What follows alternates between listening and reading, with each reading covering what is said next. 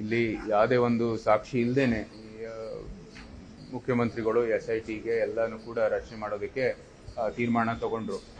ಯಾವುದೇ ಒಂದು ಪ್ರಕ್ರಿಯೆ ಪಾಲಿಸದೇನೆ ಇದಕ್ಕೆ ಅನುಮತಿ ಕೊಟ್ಟರು. ಅಂತ್ಯದಲ್ಲಿ ಅದು ಒಳ್ಳೇದಾಯ್ತು, ಯಾಕಂದ್ರೆ ಸತ್ಯವನ್ನು ಆಚೆ ಬಂತು. ಅದೇ ಅಂತೆ ಇವಾಗ ಅವ್ರ ಕೇಸನ್ನೇ ವಾಪಸ್ ತಗೊಂಡಿದ್ದಾರೆ. ಏನು ಕಾನೂನು ನೋಡೋಣ, ಏನು ಪ್ರಕ್ರಿಯೆ ಇದೆ ನೋಡಿ. ಅಂತ್ಯದಲ್ಲಿ ನಮ್ಗೆಲ್ಲರಿಗೂ ಕೂಡ ಈ ಒಂದು ಮೂಲತಃ ಏನು ಕೇಸ್ ಇತ್ತು, ಸೌಜನ್ಯದ ಒಂದು ಕೇಸ್ನಲ್ಲಿ, ನಂತರ ಇದೇನೇನು ಆಚೆಗೆ ಬಂದಿದೆ, ತಾರ್ಕಿಕ ಅಂತ್ಯವರೆಗೂ ಹೋಗಬೇಕಾಗಿದೆ. ನ್ಯಾಯ ಸಿಗುವಂಥದ್ದು ಕೆಲಸದಲ್ಲಿ ನಾವೆಲ್ಲರೂ ಒಂದೇ ಒಂದು ಅಭಿಪ್ರಾಯದಲ್ಲಿದ್ದೀವಿ. ಆ ನ್ಯಾಯ ಸಿಕ್ಕಲೇಬೇಕಾಗಿದೆ. ತಪ್ಪಾಗಿದ್ರೆ ಅದಕ್ಕೂ ಕೂಡ ನಾವು ಒಂದು ನ್ಯಾಯ ಕೊಡಬೇಕಾಗಿದೆ.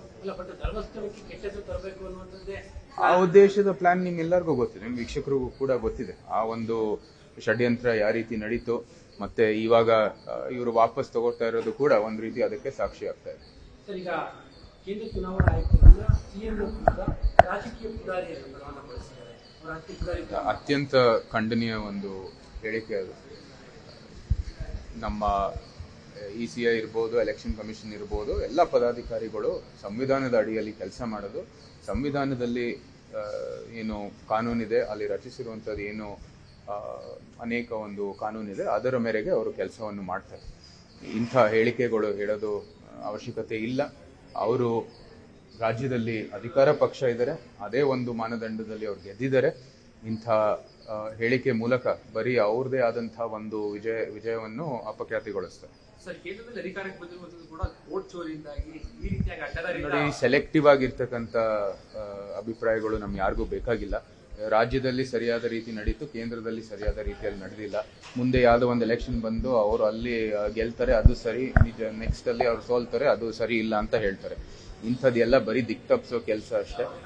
ಈ ರಾಜ್ಯ ಸರ್ಕಾರ ಇರಲಿ, ಯಾರೇ ಇರಲಿ, ತಮ್ಮ ಕೆಲಸ ಅಲ್ಲಿ ತೊಡಗಿಸ್ಕೊಳ್ಳಿ. ಇಲ್ಲಿ ನಮ್ಮ ಮೈಸೂರು ಮತ್ತೆ ಕೊಡಗು ಅಲ್ಲಿ ನೀವೇ ನೋಡ್ಬೋದು, ಒಂದು ರೋಡ್ ಕೆಲಸ, ಒಂದು ಅಭಿವೃದ್ಧಿ ಕೆಲಸನೂ ಕೂಡ ಯಾವುದೇ ರೀತಿ ಆಗ್ತಾ ಇಲ್ಲ. ಎಲ್ಲ ಕೇಂದ್ರದ ಕೆಲಸ ಒಂದು ಬಿಟ್ರೆ ಈ ರಾಜ್ಯ ಸರ್ಕಾರದ ಯಾವುದೇ ಕೆಲಸನೂ ಕೂಡ ಅನುಷ್ಠಾನ ಆಗ್ತಾ ಇಲ್ಲ, ಮತ್ತೆ ಯಾವುದೇ ರೀತಿ ಕ್ರಮನೂ ಕೂಡ ತಗೋತಾ ಇಲ್ಲ.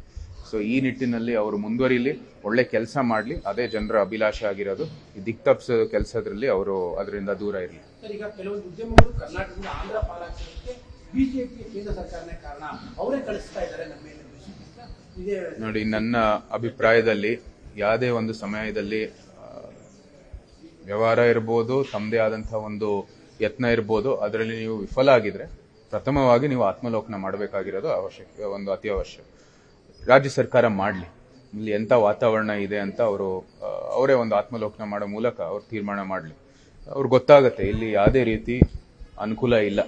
ವ್ಯಾಪಾರಸ್ಥರಿಗೆ ಬಂದಿರುವಂಥದ್ದು ಅನೇಕರು ಈಗಾಗಲೇ ದೂರನ್ನು ಬಹಿರಂಗವಾಗಿ ವ್ಯಕ್ತಪಡಿಸಿದ್ದಾರೆ, ನಮ್ಮ ಮಾಧ್ಯಮದ ಮೂಲಕನೂ ಕೂಡ ವ್ಯಕ್ತಪಡಿಸಿದ್ದಾರೆ. ಕೈಗಾರಿಕೆ ಇರ್ಬೋದು, ಅನೇಕ ಒಂದು ಉದ್ಯಮಿಗಳು ಇರ್ಬೋದು, ಎಲ್ಲರೂ ಕೂಡ ನಿಮ್ಮ ಒಂದು ಚಾನೆಲ್ ಮೂಲಕ ವ್ಯಕ್ತಪಡಿಸಿದ್ದಾರೆ.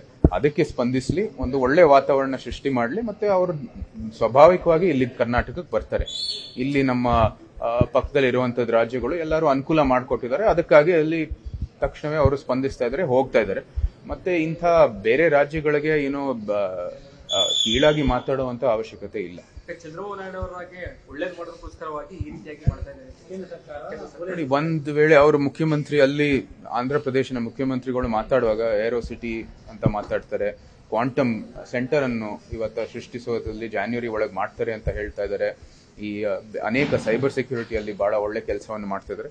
ಈ ನಿಟ್ಟಿನಲ್ಲಿ ಮಾತಾಡ್ತಾ ಇದ್ದಾರೆ. ಇಲ್ಲಿ ಇವರು ನೋಡಿ, ಅವರ ಯೋಜನೆಗಳು ಅನುಷ್ಠಾನ ಮಾಡೋದ್ರಲ್ಲಿ ಮಾಡ್ಕೊಳ್ಳಿ, ಅದು ಅವ್ರ ಇಚ್ಛೆ ಅದು. ಆದ್ರೆ ಇದ್ರ ಬಗ್ಗೆನೂ ಕೂಡ ಅವರು ಮಾಹಿತಿ ಕೊಡಬೇಕಾಗಿದೆ. ಕರ್ನಾಟಕಕ್ಕೆ ಯಾಕೆ ಇದು ಅನುಕೂಲ ಅಂತ. ಬೆಂಗಳೂರು ನಮ್ಮ ಮೆಟ್ರೋಪಾಲಿಟನ್ ನಗರವನ್ನು, ಅಲ್ಲಿ ಟ್ರಾಫಿಕ್ನ ಸಮಸ್ಯೆಯನ್ನು ಬಗೆಹರಿಸಲಿ, ಜನರಿಗೆ ಒಂದು ಅನುಕೂಲ ಇರುವಂತ ಮೂಲಸೌಕರ್ಯ ರೂಪಿಸಲಿ. ಅದರ ಮೂಲಕ ಇಲ್ಲಿ ಸ್ವಾಭಾವಿಕವಾಗಿ ಇಂಡಸ್ಟ್ರಿಗಳು ಬರ್ತವೆ. ನೋಡಿ, ರಾಜ್ಯ ಸರ್ಕಾರ ಅಥವಾ ಈ ಒಂದು ಕರ್ನಾಟಕದಲ್ಲಿ ಇರುವಂತದ್ದು ಅಧಿಕಾರ ಪಕ್ಷ ಕಾಂಗ್ರೆಸ್ನಲ್ಲಿ ಒಳಗೇನು ನಡೀತಾ ಇದೆಯೋ ಇಲ್ವೋ ನಮಗೆ ಏನು ಅರಿವು ಇಲ್ಲ. ನಮ್ಮ ಅಪೇಕ್ಷೆ, ನಮ್ಮ ಅಭಿಲಾಷೆ ಒಳ್ಳೆ ಒಂದು ಹೋರಾಟ ಆಗಬೇಕಾಗಿದೆ, ಒಳ್ಳೆ ಅಭಿವೃದ್ಧಿ ಆಗಬೇಕಾಗಿದೆ, ಜನರಿಗೆ ಬೇಕಾಗಿರುವಂತದ್ದು ಮೂಲ ಸೌಕರ್ಯಗಳು ಕೊಡಬೇಕಾಗಿದೆ. ಅದೇ ಗುರಿ ನಮ್ದು. ವಿರೋಧ ಪಕ್ಷ ಆಗಿ ನಾವು ಕೂಡ ಅದೇ ರೀತಿ ಮುಂದುವರಿತಾ ಇದ್ದೀವಿ.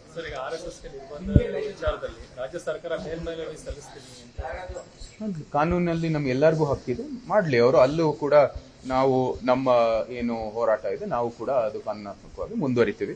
ಈಗಾಗಲೇ ನಮ್ಮ ದಾವಣಗೆರೆ ಇದು ಏನೋ ತೀರ್ಪು ಬಂದಿದೆ, ಅದಾಗಲೇ ಅವ್ರಿಗೆ ಒಂದು ಪಾಠ ಕಲಿಸಿದೆ. ಇದು ಇನ್ನು ಮುಂದೆ ಅವ್ರು ಮುಂದುವರಿಬೇಕಂದ್ರೆ ಅವ್ರು ಮುಂದುವರಿಬೇಕು. ನಿರ್ಭೀತ, ನಿಷ್ಪಕ್ಷಪಾತ, ವಿಶ್ವಾಸಾರ್ಹ ಸುದ್ದಿಗಳಿಗೆ ಮತ್ತೊಂದು ಹೆಸರಾಗಿರುವ ನ್ಯೂಸ್ 18 ಕನ್ನಡ ಈಗ ಆಪ್ನಲ್ಲೂ ಲಭ್ಯವಿದೆ. ದಯವಿಟ್ಟು ಇಲ್ಲಿರುವ QR ಕೋಡ್ ಸ್ಕ್ಯಾನ್ ಮಾಡಿಕೊಂಡು ಆಪ್ ಡೌನ್ಲೋಡ್ ಮಾಡೋದಕ್ಕೆ ಮರಿಬೇಡಿ. ನಿಮ್ಮ ಬೆಂಬಲ ಹೀಗೆ ಸದಾ ನಮ್ಮೊಂದಿಗಿರಲಿ. ಧನ್ಯವಾದ.